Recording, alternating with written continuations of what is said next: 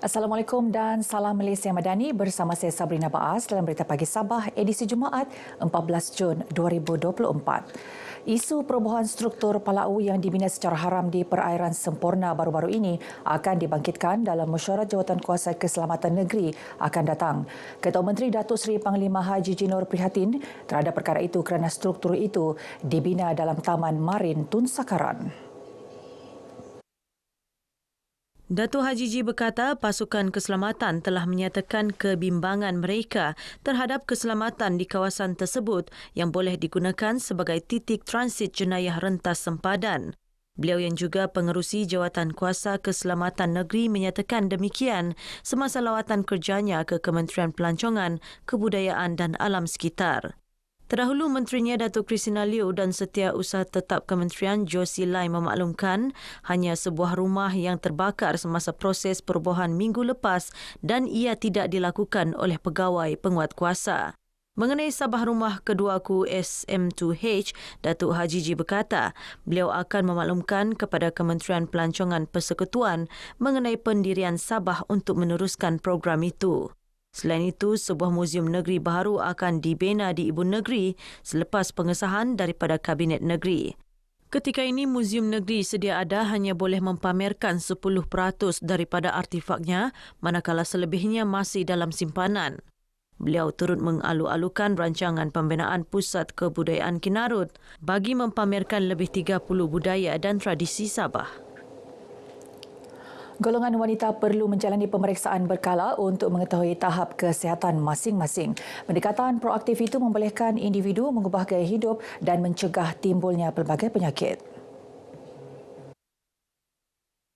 Sehubungan itu, pakar Perbidanan Sakit Puan Fakulti Perubatan dan Sains Kesihatan UMS, Profesor Dr. Helen Benedict Lasimbang mengajak golongan berkenaan untuk menjalankan pemeriksaan khas secara percuma di Kampung Mempakat Laut Pitas pada 22 Jun ini.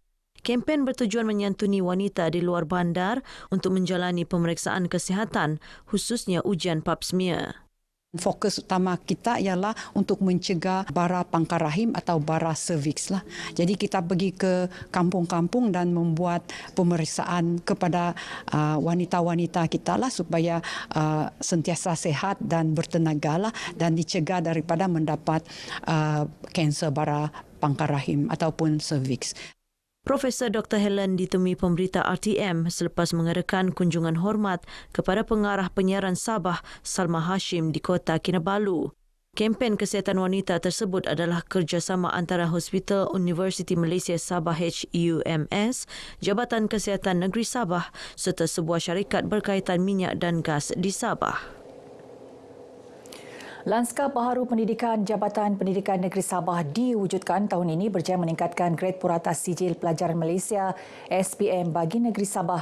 Ini terbukti dengan peningkatan grade purata SPM Sabah tahun 2023 iaitu 5.09% berbanding 5.22% pada tahun sebelumnya. Pengarah Pendidikan Negeri Datuk Raisin Saidin berkata seramai 484 daripada 35,126 calon SPM pada tahun 2023 memperoleh keputusan cemerlang dalam semua mata pelajaran berbanding 344 calon SPM pada tahun 2022. 8 buah pejabat pendidikan daerah PPD turut mencapai grade purata negeri GPN bawah 4.99%. Sesuai dengan landscape baharu Jabatan Pendidikan Negeri Sabah yang telah kita lancarkan pada awal tahun 2023, kita mahu supaya grade purata SPM Negeri Sabah itu dapat kita anjakan daripada angka 5 kepada angka 4. Dan Alhamdulillah setelah berjaya mencapai satu pencapaian yang tinggi, agak tinggi, iaitu daripada 5.22 pada tahun 2022 menjadi 5.09 pada tahun 2023. Beliau ditemui media dalam Majlis Anugerah Kecemerlangan Peperiksaan SPM. Peratusan murid yang mendapat sijil SPM secara keseluruhan pada tahun 2023 meningkat sehingga 94% berbanding tahun sebelumnya sekaligus merapatkan jurang pendidikan antara bandar dan luar bandar.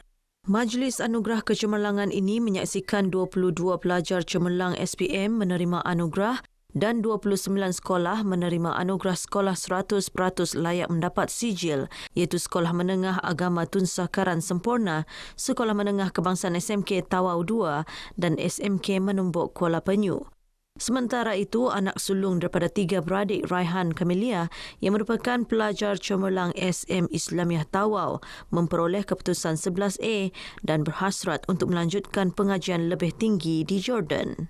Pencapaian saya ini bukan sahaja daripada usaha saya semata-mata, tapi daripada sokongan ibu bapa, pengetua, penolong kanan pentadbir dan khususnya kepada pengorbanan masa dan tenaga daripada guru-guru. Rancangan saya untuk menuntut pengajian yang lebih tinggi di Jordan.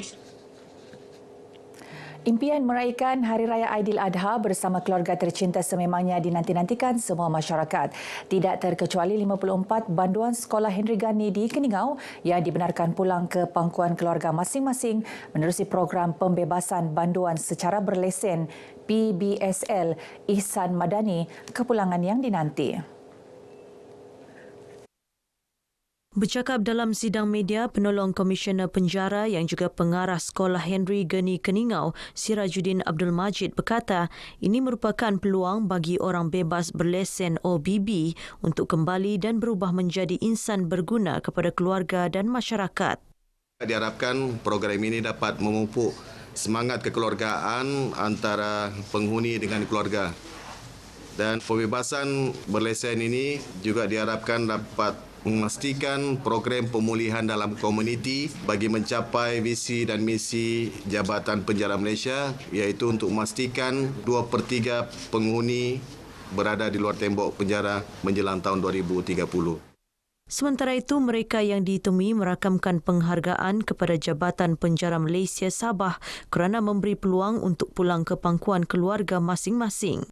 Saya amat bersyukur dan sangat gembira kerana telah diberikan peluang dan saya akan gunakan sebaik-baiknya peluang yang diberikan kepada saya. Terima kasih juga kerana memberikan saya peluang bersama dengan keluarga. Terima kasih kepada pihak penjara kerana memberi peluang pembebasan secara berlesen dan juga terima kasih kepada penjara yang telah membuat pemulihan kepada kami dan juga saya tidak akan mengulangi lagi kesalahan saya, kesalahan 424 lah skema dan saya harap masyarakat ataupun keluarga dapat terima kami kembalilah. Terima kasih sebab menjalankan program Madani ini. Kalau tiada ni program, macam mana husband saya mau bebas. Harap husband saya tidak mengulangi kesalahan yang sama lagi. So kami pun ada 3 orang anak yang masih kecil. Baik, paparan itu mengakhiri perkembangan Berita Pagi Sabah kali ini. Menyusul selepas ini Berita Pagi Sarawak. Dari sungai hingga ke segara, Palestin pasti merdeka.